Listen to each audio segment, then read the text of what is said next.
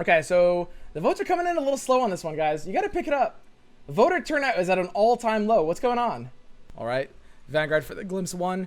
This is also kind of troll. We just didn't need the second Glimpse. Vanguard is at least the unit. Got him. Skip 1. Oh, shit. Oh, Jesus. I'm sorry. I literally didn't even know there was a vote for skip. I didn't even see it. Because my, I have a thing that's covering it. Skip 1, you trolled. I mean, I trolled myself. Okay? Listen, I'm the one paying for it. I'm the one who just put a second glimpse into this deck. I apologize, guys. You're right. This isn't a true chat draft. So this guy's actually playing like an actual deck. Quinn, Misfortune, Fiora.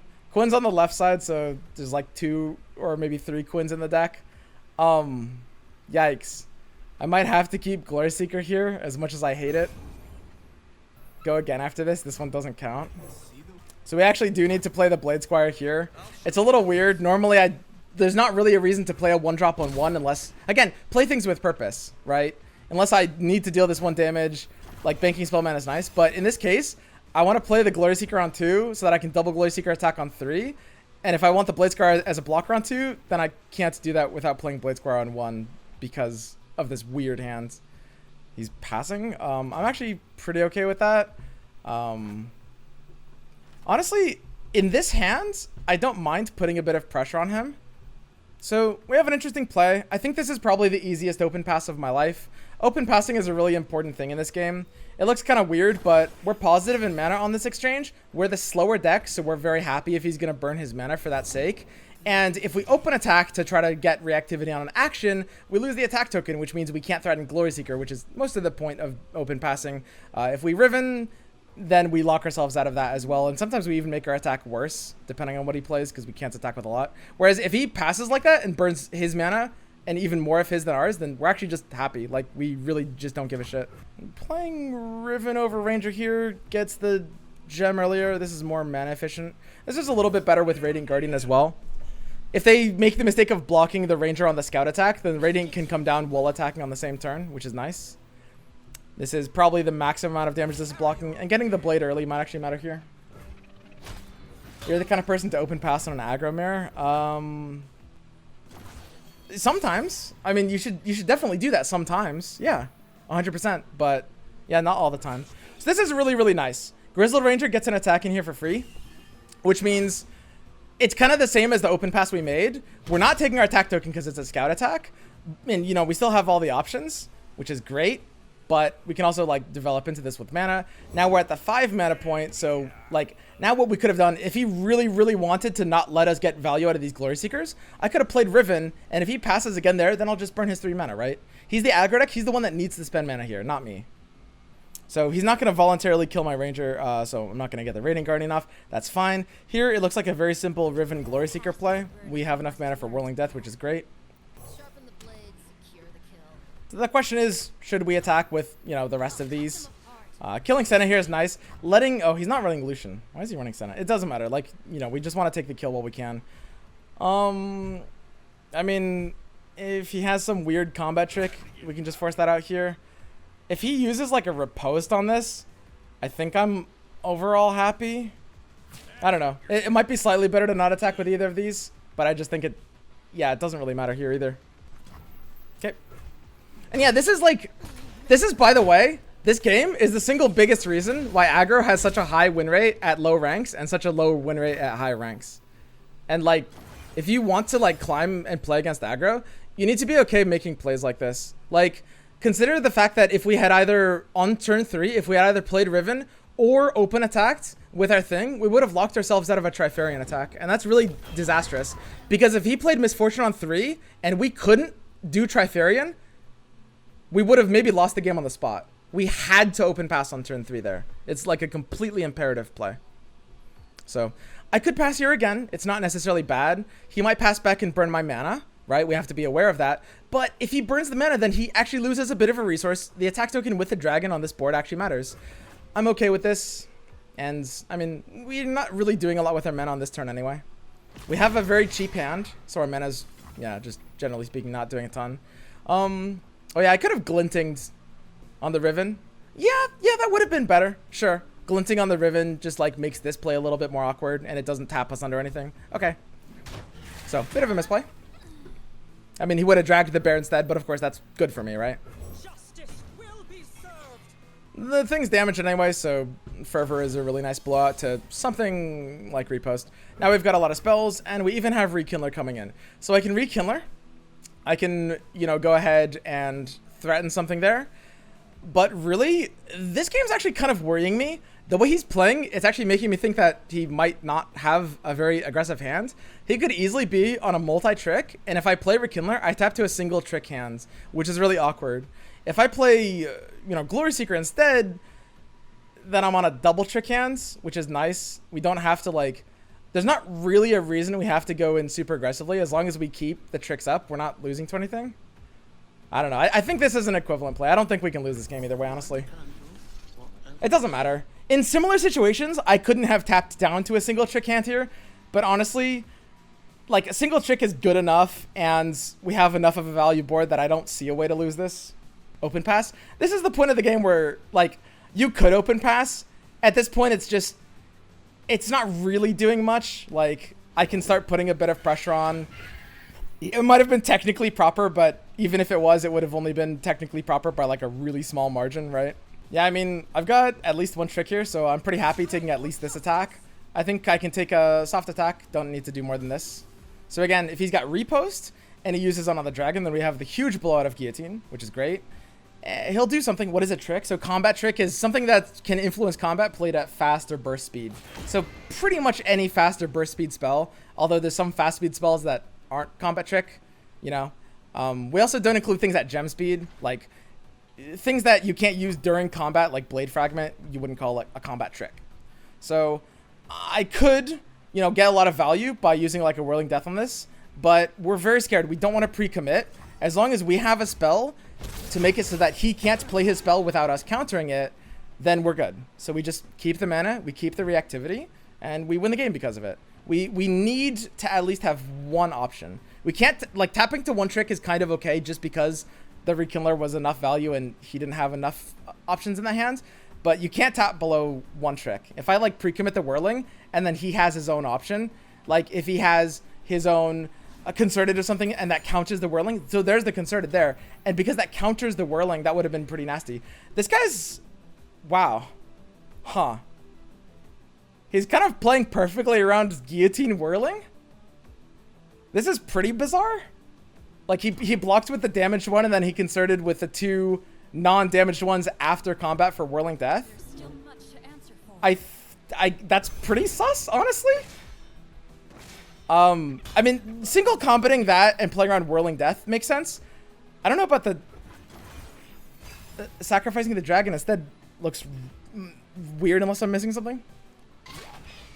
He's obviously sniping and explains so many turns. It does explain it, like, I mean, it could explain a lot of the earlier turns for sure.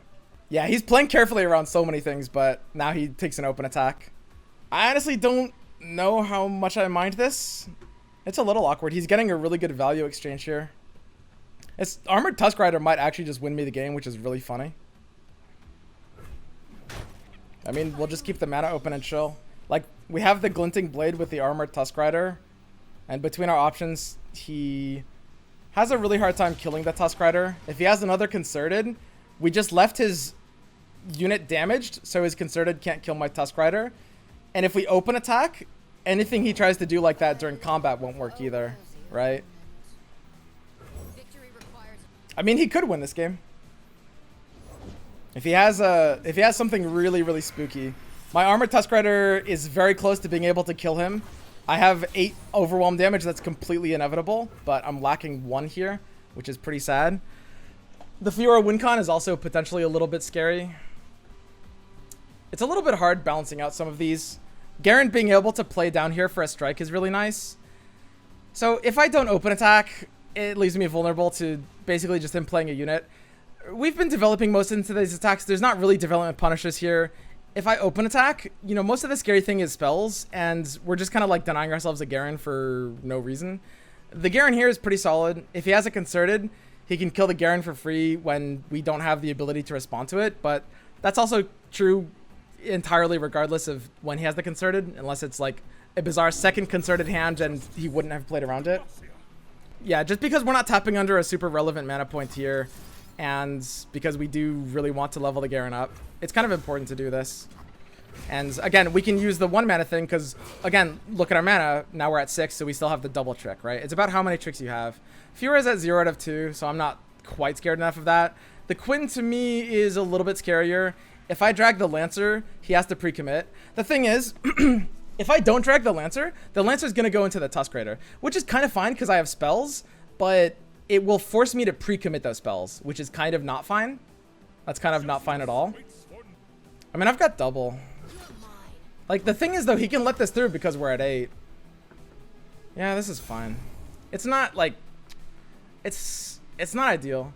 The scary thing here, by the way, is, like, hands we lose to are hands of Relentless Pursuit, which are fairly likely right now. Relentless Pursuit should be in these buckets for these cards. And if he has Pursuit, then his Quinn can actually level next turn, which is terrifying if we don't drag the Quinn now. But, I mean, with the Whirling Death hands, I'm sure we're fine against that either way. Yeah, this Tusk Rider is actually winning us this game, by the way, guys. He's pre-submitting here. So, he's playing super weird. I never call out stream snipers.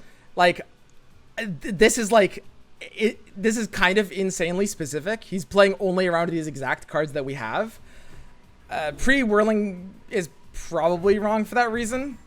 I think if I just, like, don't play into that, we actually just win. I don't know. Maybe I'm gaming myself here. But, like, I think he has a multi-trick hands, and if I pre-commit the 1 whirling and he, like, does a very scary multi-trick, then that's a very legitimate lose condition on the spot, right? And I don't want to lose on the spot. Whereas Armored Tusk Rider has basically lethal guaranteed next turn as long as I keep a lot of tricks up. Not really a reason to play anything here. It would be kind of nice if this Guillotine had an option to hit something else. I swear you're just playing yourself. That one definitely might be. The only reason I made that play is because there's a chance he's actually sniping. If this was a normal game, that's the one play I made that's like too conservative. Just to, I do need to give an example. The other plays I made that were like playing passively, not playing for value, and just playing to respect stuff were all proper. This one is like is just because of this very, very specific game that's playing out. In a normal game, using the first Whirling Death is totally fine there in a normal game.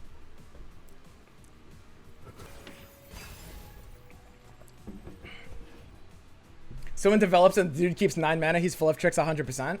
So that's a good way to look at it. The bigger thing is just like looking at how this game has played out as a whole.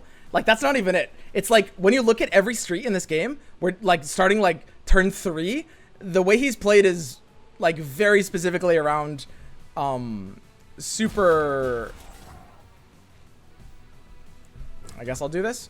The way he's playing is very specifically around these super specific hands, or he's just got a bunch of spells in his hand, so maybe he couldn't have played something earlier. This looks fine. Now I've got pure reactivity in all forms.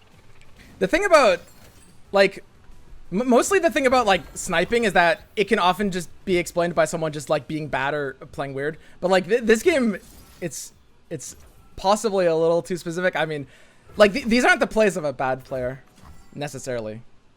So I'm not going to need this much mana. Now that he's, you know, outside of this commitment, we can do this. And there's no reason to use the Guillotine, so I'm fine with this as well.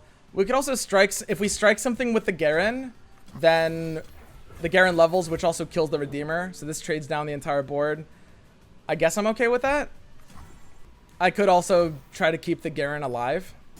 There's a consideration that Tusk Rider is just my win condition and nothing else matters. Because he's at 5 health, his colors don't heal, and this is inevitable overwhelm as long as I have stuff like Whirling Death to punch through any blocker it could have. So there's the one repost. He's down to 1 mana, which means he doesn't have anything except for maybe Resolve at this point, so that's fine. He's trying to just force down the entire board, which I'm pretty happy with at this point. The Fiora, in theory, is dying. If I do this Whirling now, then my Tusk Rider's surviving, which matters a little bit more. And he's at 1 mana, so now we're worried about a Ranger's Resolve coming down. I do need the Tusk Rider to survive. Yeah, don't get me wrong. These last couple of turns, you can definitely call overthinking if you want. I'm just like, the way this game is played has made me kind of paranoid. this is a good example of overthinking, for sure. But I want to stress, like, if you want to beat aggro, like, this game is a really good lesson for that. Just, like, open passing is really important. Not taking attacks when you don't need to take attacks is really important. There's a lot of, you know, pretty important ways to play that. And the open attack here is guaranteed lethal against his colors.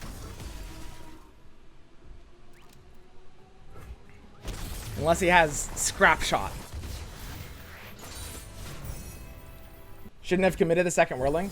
Yeah, at the end of the game, there's definitely some like weird arguable plays. That last turn got it was really messy. You can definitely make some arguments that there could have been different things done differently. At the end of the day, you should just be thinking in a mentality of like, check this, what hands am I losing to? If there's practically none, then you're good. Like, check this, what hands am I losing to? If there's practically none, you're good, right? And Swim thought the elephant pick was trash. The elephant did carry that game. That was a big carry.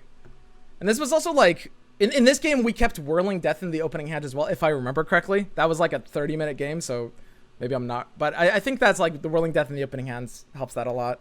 Nice. What are we voting for here, guys? So it looks like skip this trade is probably winning. I'm sorry we didn't skip before. My apologies, guys. Okay, yep. So we take the skip here. Sorry about that. Oh, I didn't realize we were on a 6 pick. Yeah, I forgot you get a whole bundle before the last one. But the Savage Reckoner for the missed call here won. This is an interesting one. Yeah, that's probably the best one to take here. Honestly, all 3 of these were positive exchanges. Like Sharpsight for Neverglade is also okay. Do you guys want me to go Mist for Vengeance? I mean, Vengeance is fine here. I don't mind that, but we just got Mist in. Mist is gone already. Yeah, I mean, Blaze Crow into Whirling still wins. Unless Skip won. Yeah, this one. All right. Good shit, guys. 4th Whirling. So the correct option was Butcher for Caretaker, I think. I guess it's arguable that we might not. You know, I mean, Butcher with Radiant can do something sometimes. And we don't have good sack targets for Caretaker, I guess. Ugh. Okay. Maybe that's fine. Undying is a better card than Vaults of Helia. But the thing to understand is that it's not good enough to actually play, right? The thing is, there's no difference between like running the worst card in the game and like the 20th worst card in the game. Because neither of them we're going to play. We're just going to chill, right? Okay, so the winner of this vote is Undying for Weapon Hilt, which is a positive exchange. I don't know if it was the best one. Weapon Hilt Omegalo. I mean, you guys Omegalo Weapon Hilt, but I can actually use it and I can't use Undying. Riven for Luxor is probably better. Okay, so this is Shen Darius. This is the 7th game. This one dictates whether we win it all or not. It's a little bit awkward. He has the potential for some pretty decent aggro options here. I mean, Darius is pretty aggro no matter what. Like, even if Shen wants to play a little bit slower. So, yeah, I mean, it's spooky. Honestly, this is about as good of a hand as I can even have here, I think. Like, we have decent early options. We have 1 spell and a decent variety of units to play. I don't know if there's like specific things I'm going to want for Vanguard on 4, but we're attacking on turn 4, so, and we already have a spell and some early cheap developmental options, so I'm okay keeping Vanguard. And that's like mulliganing. Oh god. I don't know how I'm going to explain mulliganing, because I want to do like a guide on it, but mulliganing is impossible. So here, you know, we don't really have to send away for unit mana. We can do the same open pass we did before. There's not really a punish to this just because, you know, keeping the spell mana up keeps us nice and flexible. It's kind of interesting. I'll probably just block this with Drummer and trade it off. It's like 1 mana for, you know, 2 damage. And you'll notice here it's not even really 1 mana because I'm burning this mana anyway, but it's a little awkward. The thing is, I have a really hard time pre-committing Whirling Death. It actually might be okay here with these specific cards. Like, worst case scenario, he like fervors my Drummer and that's like he can't that. Yeah, maybe I can pre-commit this here, you know? Like, pre-committing is just pretty much bad as a rule of thumb, but in those colors, he can't do a ton. Like, he can't kill my thing. He could Whirling me back. Is the scariest thing you could do. That's very scary. There's almost nothing else he could do. Death Sands? Death Sands too, sure. That's true. Death Sand too. But like, this is a rare consideration where because it's 1 mana, and because we'd be still banking 2 mana for a trick to have later, and because his colors don't have a lot of ways to counter it, we can consider pre-committing. I chose not to anyway, and usually you should choose not to. It's really hard in expeditions. In expeditions, you should basically never pre-commit. Basically never. In constructed, you can sometimes. Mostly just because in constructed, you can like think that there's a very low chance of them actually having the answer. And here they could have anything, so you just have to play super safe, basically. So, I mean, I can pass again here. If he passes back, that still doesn't really bother me. Although, to be honest, between like Vanguard and Radiant, that could. He could easily be a slower mid-range deck. I think in this case, we actually don't get enough of an advantage out of passing. If he plays Shen and I could have played Glory Seeker with Whirling to back it up, that would have been better. Yeah, passing there was a little better. However, we're not going to take this attack. There's a lot of plays he would make that just like don't want to do anything into our challengers. Like he's scared of like, you know, playing a blocker that dies to something. So we're just going to burn his mana here. Burning the mana is super important. Like, he's the aggressor. We have the late game. I can't be sure of that. Like, you know, he's not a super fast deck, but he's still fast enough. And what that means is, you know, because he's the aggressor, because we have the late game, it's not really that big of a deal to, you know, skip out on damage, right? Like, burning the mana is just more important. Face damage, unless you are the aggressor in the matchup, face damage matters very little comparatively. So again, because we have the mana advantage, it's important to look at it like this. Like, I can't explain, like, here's a way of looking how important that level of reactivity is. Which is like, look at what happened in these last few turns. Look at exactly what happened. So because we banked the mana, and because we got ahead of him on mana, then he had to catch up on board, he had to play more mana than we had to play. Then, because of that, we can now pre-commit and blow him out because he has to go down to 0 mana, right? That's like, I can't, the reason he goes down to 0 mana is because we burned his mana before, right? So like, you have to look at this sequence of events. This is why burning mana is so important, because it allows me to get my spells in before him on a later turn, right? Which is just really difficult otherwise. So I guess I'm pretty happy doing this. We could also pass and not give value to like the barrier. This is a bit of an aggressive strategy. We have like both single and whirling death. In this case, like this is a very relevant amount of damage, but the only way I can threaten the Shen by like pre-committing like that, and then I have whirling death as a re-response to something. So I'm pretty happy with this. I think trying to get an attack in for face damage is worth it if we're threatening the Shen. And because we have a mana for a second trick, and because he only has mana for one trick, he's at 3 mana, we can threaten the Shen here. And it's a little awkward because it's a, you know, potentially a 2-for-1. So, you know, I could see an example, I could see opportunities where he has enough value to make that scary for us. But between Radiant and Tusk Rider and our tricks, we can basically trade for the rest of his hands. And I'm confident I can take him to top decks here, right? If he had Nopify, then we would have Whirling Death instead of single, and that would have been even better for us, right? Oh, is it 3-for-1? Yeah, it's a 3-for-1 because the Chakra is a 1-drop. There's a consideration to take the Whirling Death first. The thing about it is, because of Tusk Rider and Radiant Guardian, the Whirling Death is going to generate really high value. Radiant has tough, and Tusk Rider is invulnerable to something sometimes, so I can consider saving it. Like, the Fleet for the 2-1 from the Fleet for the Tracker does almost nothing. Like, that's why I don't care about losing it, and that's why I committed single before Whirling. Like, Whirling has more value later. Like, Whirling has a chance to potentially blow this out, depending on, you know, what I choose to do here. I think Tusk Rider first is a little bit better. It's a little, he has like 1 health more. I can let it hit me at this point, since he can't do anything with this 2 mana for that barrier. Yeah, maybe that is a little bit better. I can go like Riven into the Tusk Rider later. Yeah, that's fine. Like, the Radiant Guardian is healing me back up guaranteed anyway, so this is basically no damage.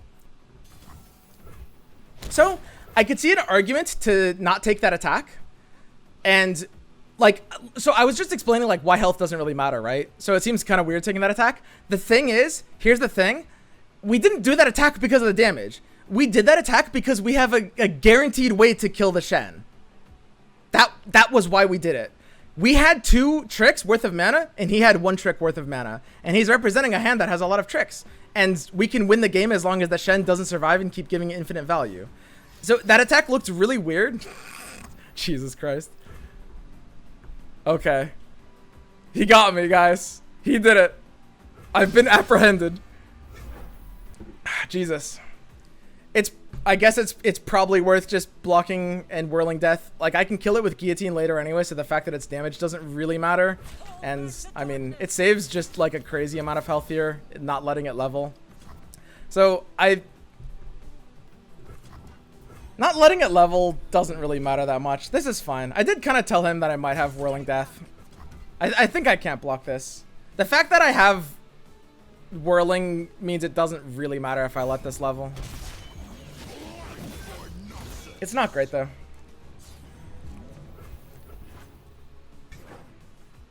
Swiftwing is a sweet card here. I can Swiftwing into Riven with a single trick, or I can Swiftwing with a double trick. I'm gonna go ahead and Swiftwing with a double trick. Double trick allows me to pre-commit. I can potentially, if I want to, like drag the Darius and whirling it with a Tusk Rider. I don't have to do anything at all because if the Darius gets damaged by the Swiftwing Lancer, then we're good anyway. Should I play her on second Apprehend? I mean, like, second Apprehend isn't that scary here. Unless he follows it up with other scary things. Dude, if we lose to second Apprehend, man.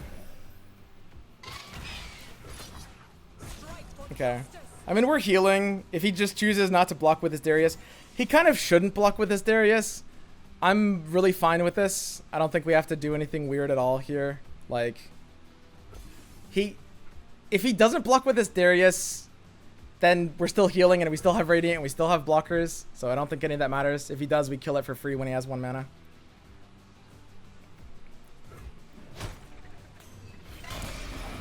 Playing the Empyrean before my attack, I think had to be wrong.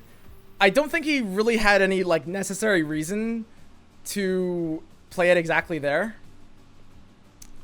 It might represent a bit of a specific hand, honestly. Now I can Riven just for free value because, you know, we can't need the mana here.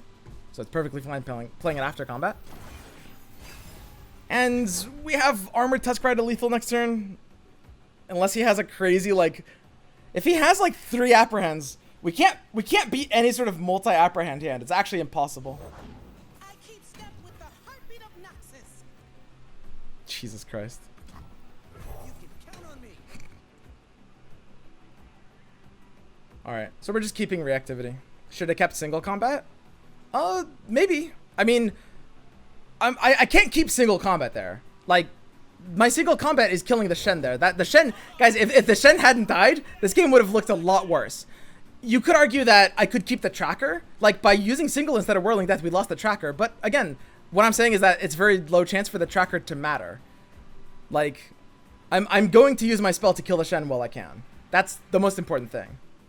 That's why we had to do it. I know it looks weird. I know it looks like a 3-for-1, but that's not really how Runeterra works. Like, if we can catch him while he's tapped under, and he has a hand that could threaten over, and we're like, we don't get outvalued with the whirling death hands, right? Like, we're totally good here. So this block is just kind of free.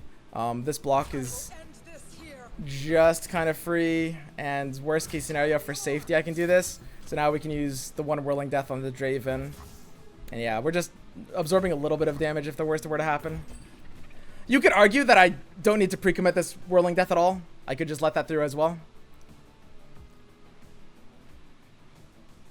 I guess I don't see a punish either way, but heal first. Is there some bizarre hand that punishes us for not healing first? Yeah, healing first was probably better, I guess. I can't think of a hand that would matter. Whereas, like, letting the Radiant potentially die to something can also matter. You're risking Elephant. Could have swapped Radiant and Elephant, but then I'm risking Radiant. The way this game is going, though, I definitely see that argument of, like, Elephant's more valuable than a Radiant just because it has the overwhelm and we have a potentially just, like, you know, guaranteed attack in. So, yeah, we're just going to do this again. So, I mean, this could have been a single instead of a whirling. And the fleet for the tracker is not useless. Don't get me wrong. There's a strong argument against the Shen to have committed the whirling before the single combat, so that if he didn't have anything at all, then we'd still have a tracker. A tracker's not useless. The tracker's totally fine. But the thing is, we did need to use either whirling or single there. We did have to kill the Shen while we had the mana. Like, there was no way around that. Why not heal? Because it doesn't lifesteal against the barrier. I mean, it doesn't matter which one we use the second one on. I could have targeted any of my units there. Okay, so that's game. So we get 7 wins on this expedition run. Alright, great. GG, dude. And yeah, that's pretty much the gist of it. That's a good example of, like, just again the value of mana reactivity, and like this is gonna be important in expeditions, but more importantly, it's important in just kind of like value-oriented matchups, which is kind of like mid-range mirrors. If we hadn't gone in to kill the Shen that turn, we would have lost the opportunity to kill a Shen, and that opportunity to kill the Shen was what won us the game.